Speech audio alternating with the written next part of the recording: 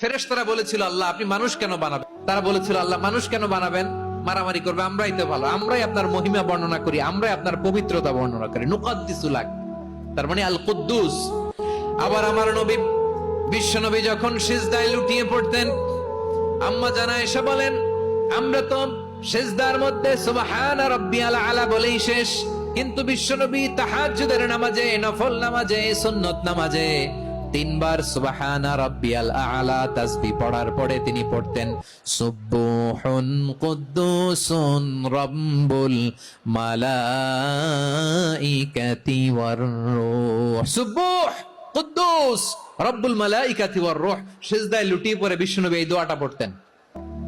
নফল নামাজে, সুন্নাত নামাজে কিংবা তাহাজ্জুদের নামাজে সুবহান রাব্বিয়াল আলার পরে কি পড়তেন? সুবহুন। আওয়াজ করে বলেন সুবহুন কুদ্দুসুন রব্বুল মালাইকাতি ওয়ার রূহ। মানে আল্লাহ আপনি প্রশংসিত, আল্লাহ আপনি অতি পবিত্র, আপনি সব ফেরেশতা কুলের রব, ফেরেশতাদের সরদার জিব্রাইলের রব। সুবহানাল্লাহ।